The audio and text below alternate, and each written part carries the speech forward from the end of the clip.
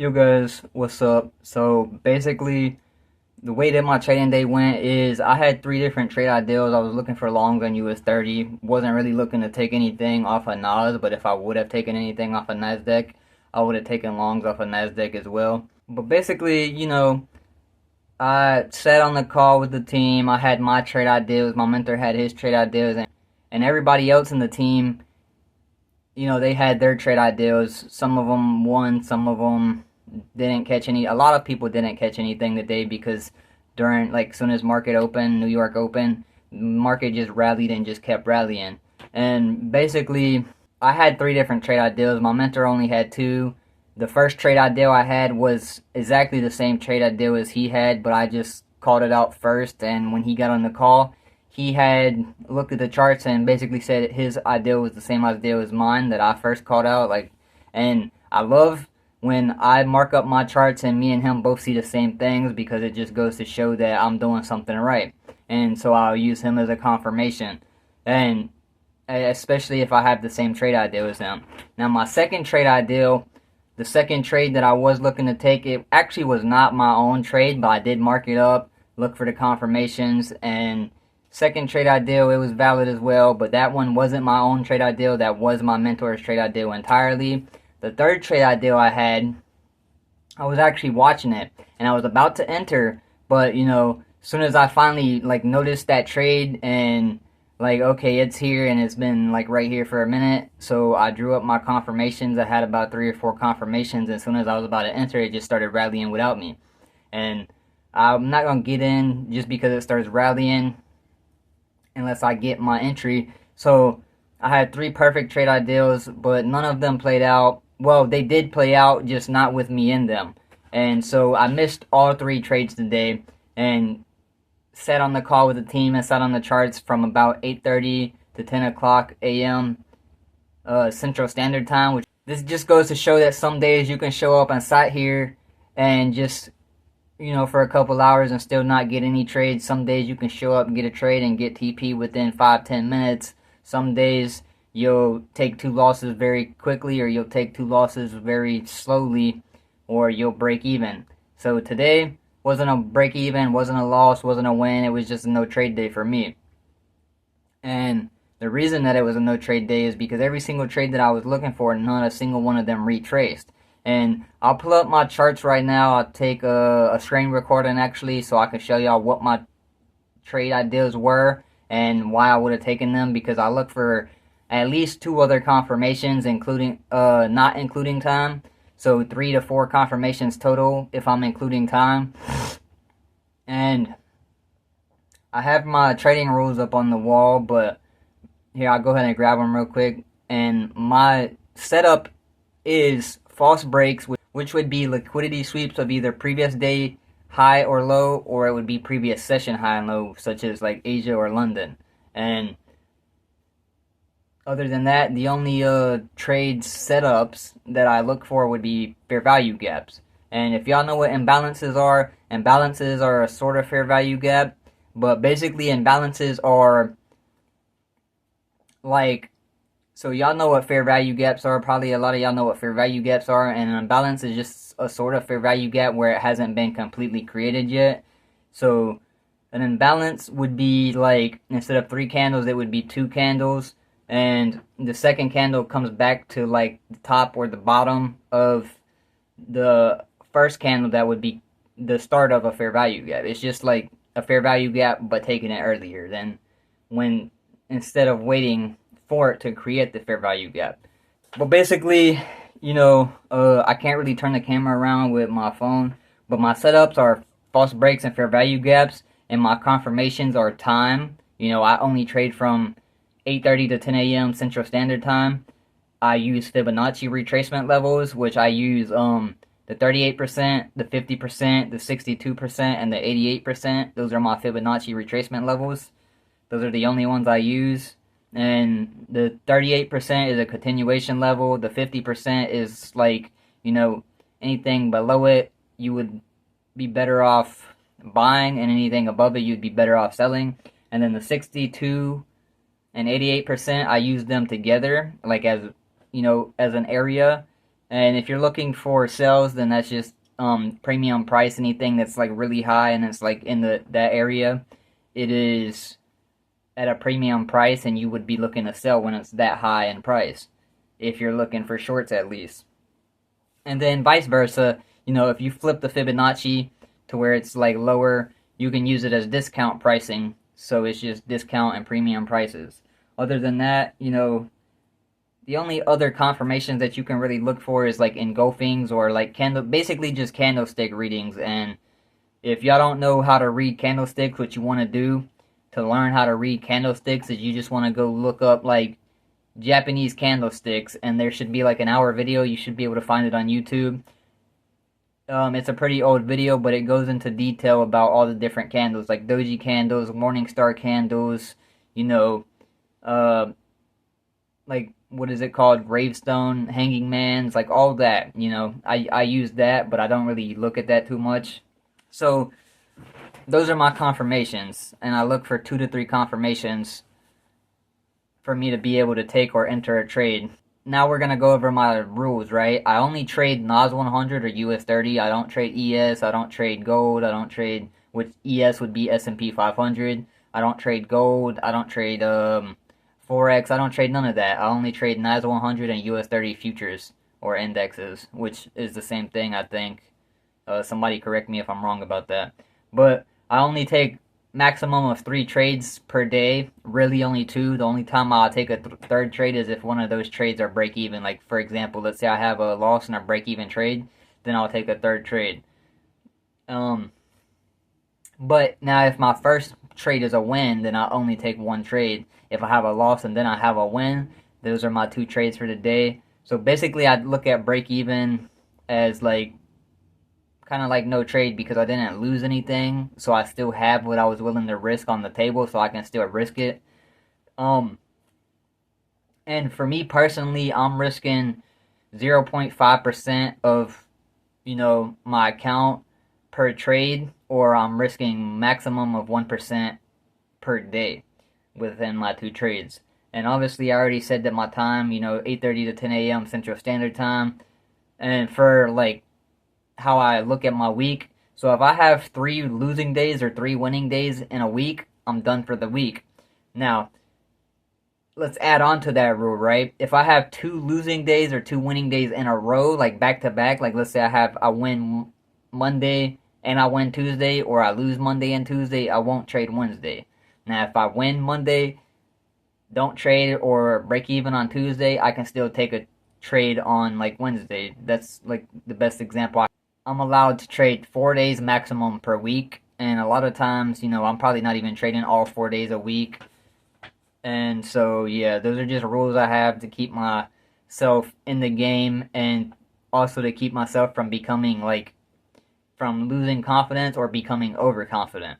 For my stop loss placements, I use the same stop losses every single time. On US 30, I'm using 50 stop loss points, or I'm using 100 stop loss points, which very rarely will I use 100 right like at the moment, or you just gotta see like what price is doing, and if it's like a huge range, like really big candles, then days like that you would probably use 100 points. But more times than not, I'm using 50 points for US 30. And when it comes to NAS is a little bit different because 1 point is 4 ticks for NAS.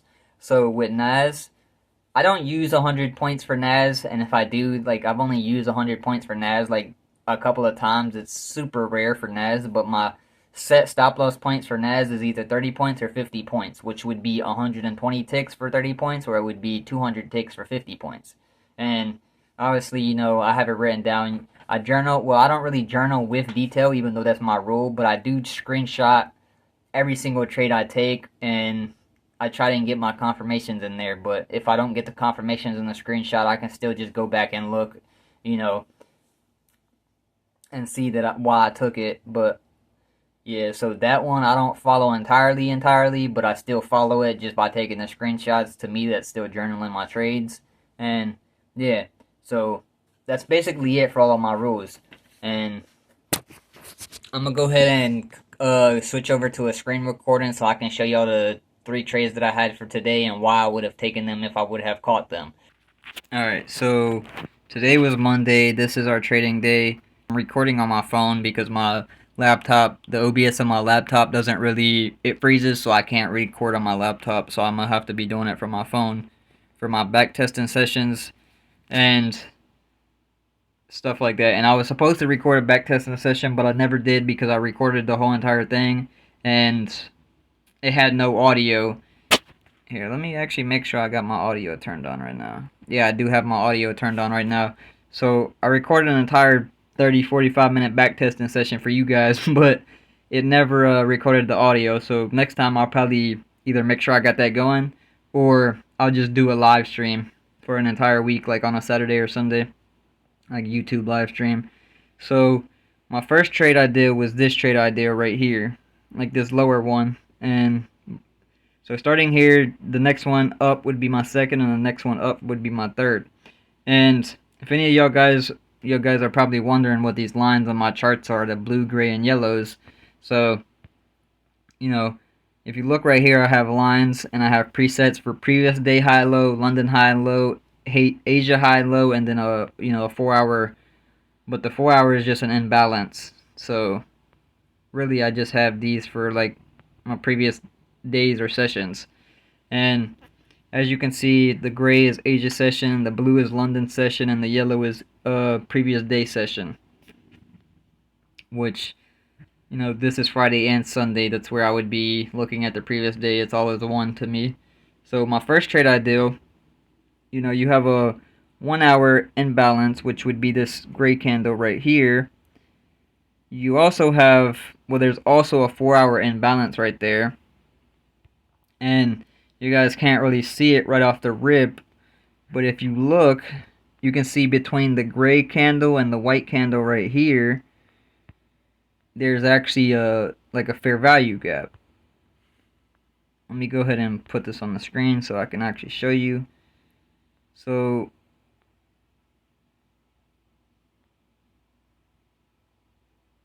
right here, there's actually a fair value gap, and basically it's the first candle and the third candle, and there's like a little area between it. That's what a fair value gap is. And as you can see, before our time to trade, pre-market, it tapped in at 7 o'clock. Yeah, see, this is why I don't like having a little thing on my screen. But, it tapped into it at 7 o'clock, and we were looking for the retracement at 8:30, and it never gave it to us. It just went without us. So our first confirmation right here would have been time. If we tapped it, it would have been a fair value gap, and like imbalances, which is still a fair value gap. And if you look a little bit closer, you also have the 43,900 level, but I believe there was a Fibonacci level right here as well. So let me go ahead and see.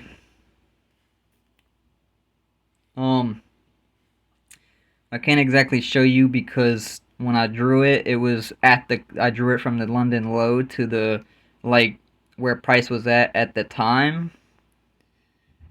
And I believe it was like a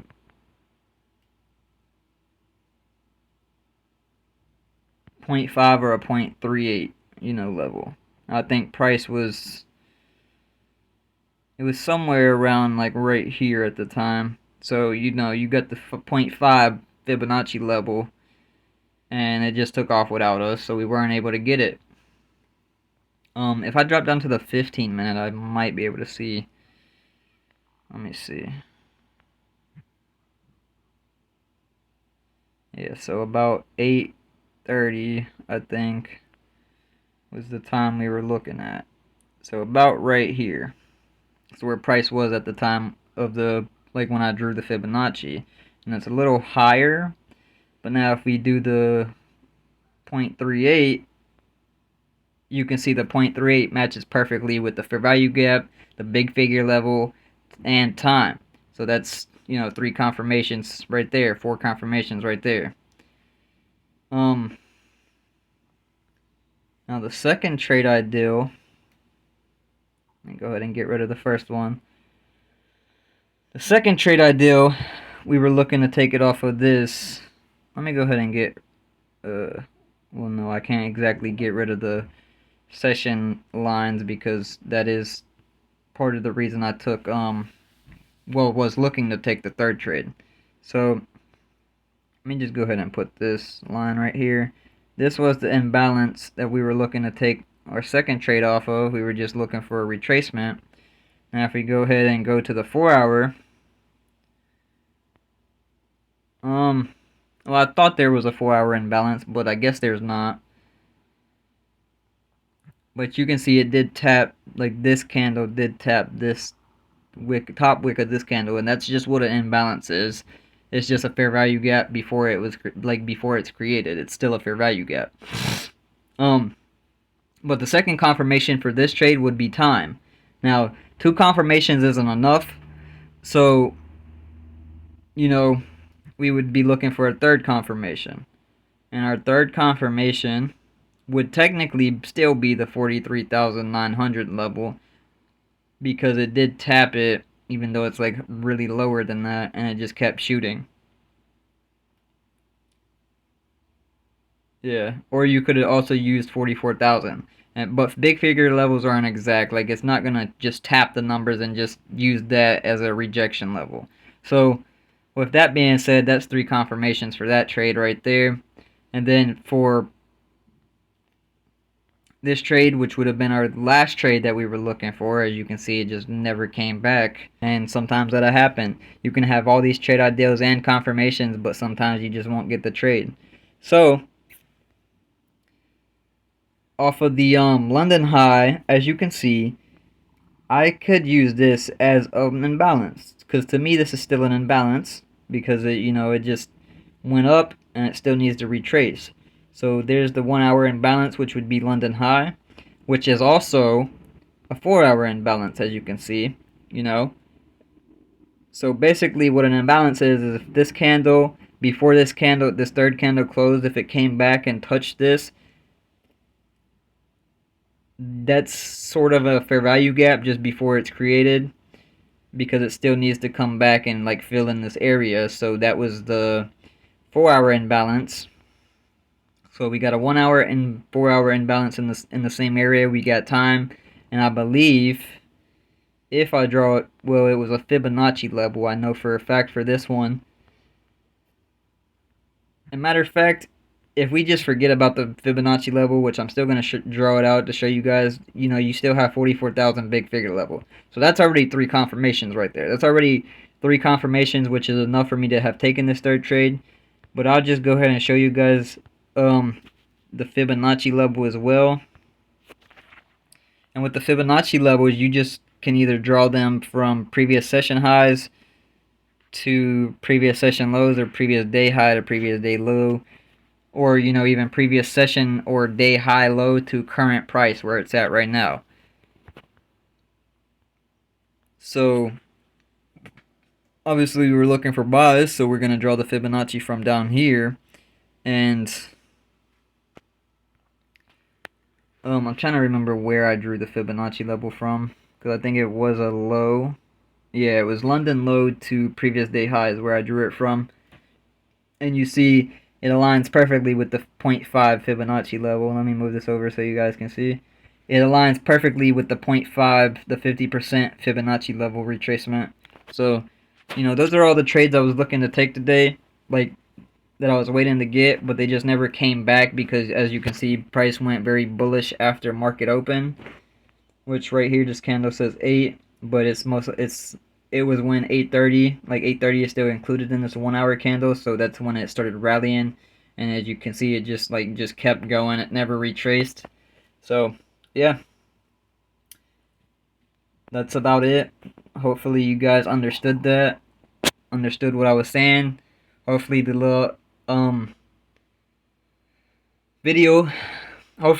video of me over in the corner is good enough, and yeah, hope you guys got something from the video. I know I already said that, but yeah, enjoy y'all's day. I'll catch y'all in the next one.